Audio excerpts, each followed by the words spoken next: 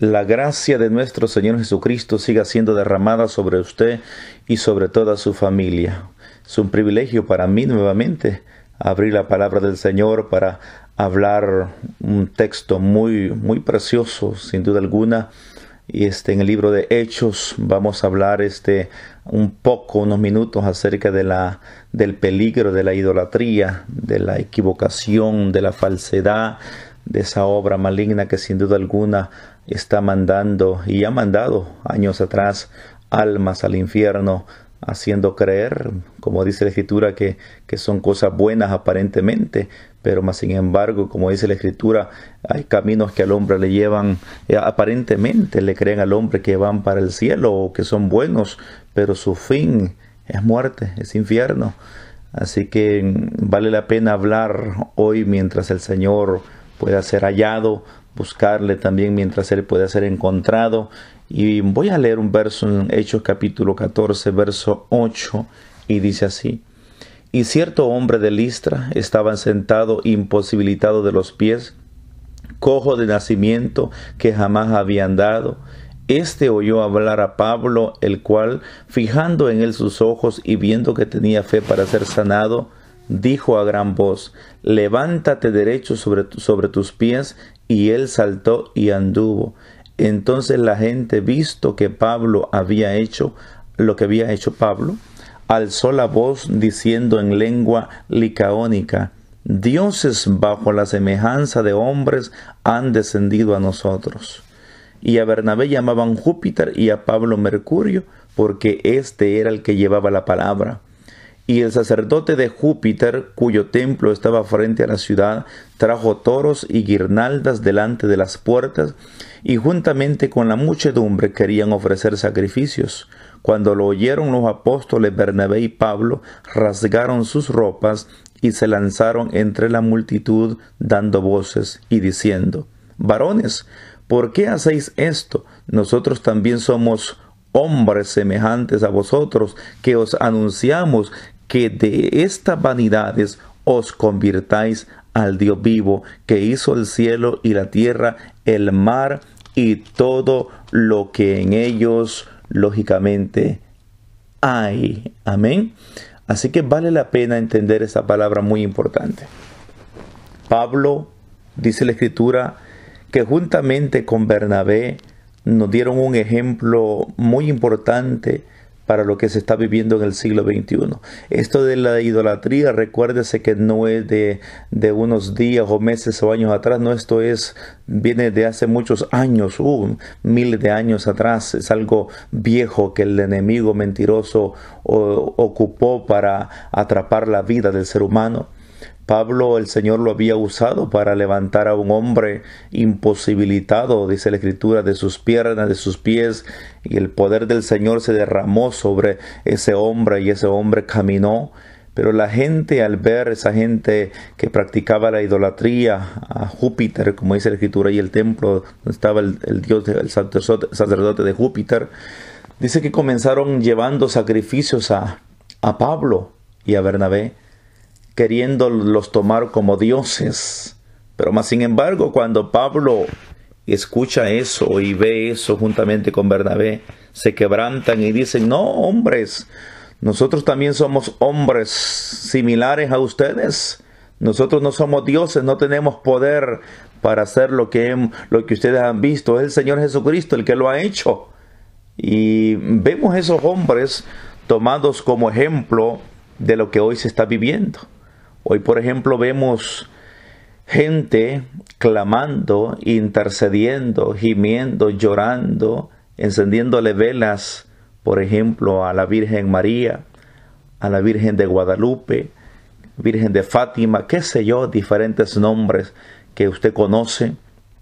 Pero si la Virgen María hasta el día de hoy estuviese viva aquí en la tierra, y ella hiciera lo que el apóstol Pablo y Bernabé hicieron, donde rasgaron, dice, sus vestidos y se quebrantaron indignados de lo que la gente equivocadamente estaba haciendo, creyendo que eran dioses. La Virgen María fue una mujer, sin duda alguna, una mujer que vivió en piedad, una mujer que el Señor la escogió para dar a luz a Jesucristo. Como dice la Escritura, que ella encontró gracia delante del Señor. Y cuando el arcángel Gabriel llegó ahí, dice la Escritura misma que él le dijo que había encontrado gracia delante del Señor. Y esa mujer nos da un ejemplo también donde ella misma en Lucas 1:47, ella misma dice, y mi espíritu se regocija en Dios mi Salvador. María, ella reconocía que el ser que ella había gestado en su interior y que ella había dado a luz también era su Salvador. De hecho, la sangre de Jesucristo que él derramó también lógicamente sirvió para que María también fuese liberada de todos los pecados, porque María fue una mujer común y corriente, igual que usted y igual que yo. Lógicamente ella no fue engendrada por el Espíritu Santo, no. María tuvo también un padre, una madre, igual que usted y yo. El único que fue engendrado por el poder del Espíritu Santo fue nuestro Señor Jesucristo. Por eso Él es el único que califica, lógicamente, como un hombre sin pecado en esta tierra, porque no fue concebido, no fue engendrado por deseo de hombre ni de mujer. Pero ella misma dice, y mi espíritu se regocija en Dios, mi Salvador.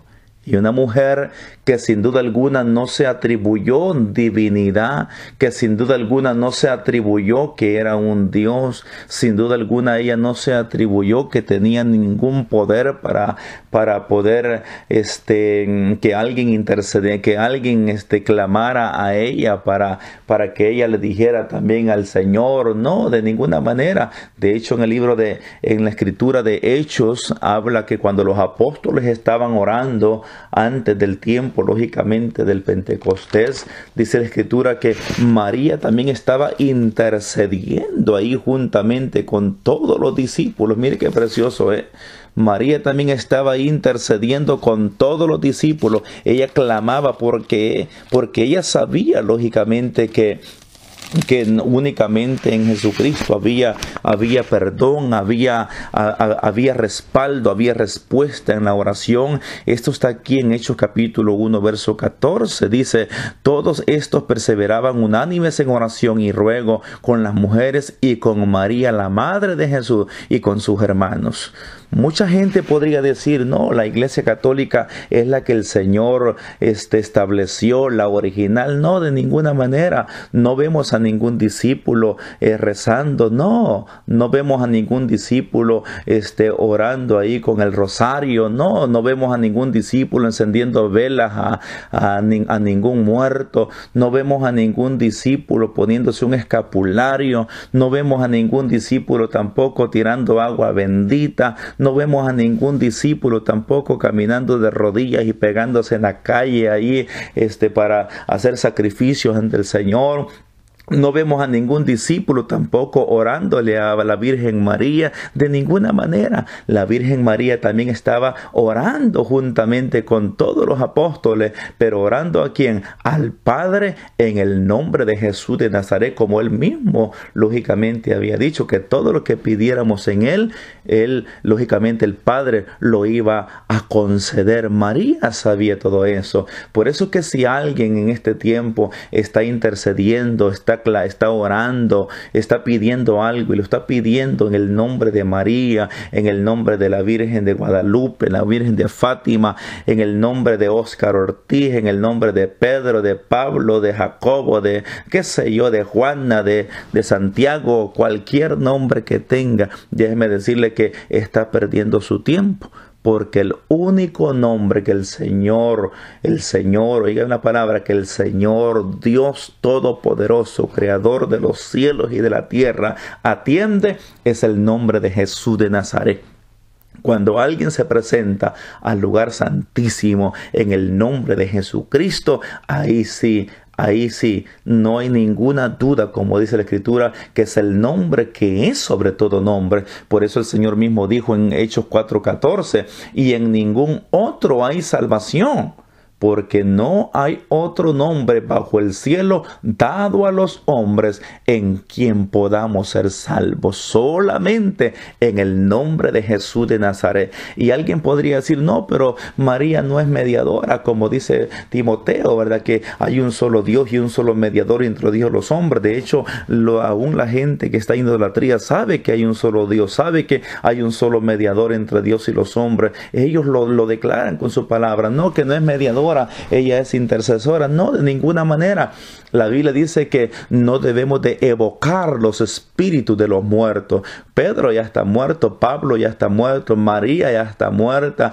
Todos aquellos hombres que mucha gente le enciende velas o oran, rezan ahí, esa gente está muerta, y ahí se cumple la palabra que dice, no evocarás espíritus de muertos. Ellos ya no pueden hacer nada por ninguna persona. Nosotros como vivos sí podemos orar al Señor, podemos clamar al Señor, podemos orar, podemos pedir al Padre, eso sí, en el nombre de Jesús de Nazaret, por cualquier petición que aquí en la tierra se tenga. Y sin duda alguna, si lo hacemos en el modelo perfecto del Señor, que es en el nombre de Jesús, vamos a tener esa respuesta. Amén. Así que esta palabra no es lógicamente para generar contienda, sino para poder dar esa luz a través de la palabra y reconocer que un día vamos a tener que dar cuentas al Señor. Si usted que me está escuchando hoy, usted está asistiendo a algún lugar donde le invitan a rezar, donde le invitan a tomar ese rosario, encender vela, a clamar a hombres que ya están muertos, déjeme decirle que usted está corriendo un peligro de muerte eterna.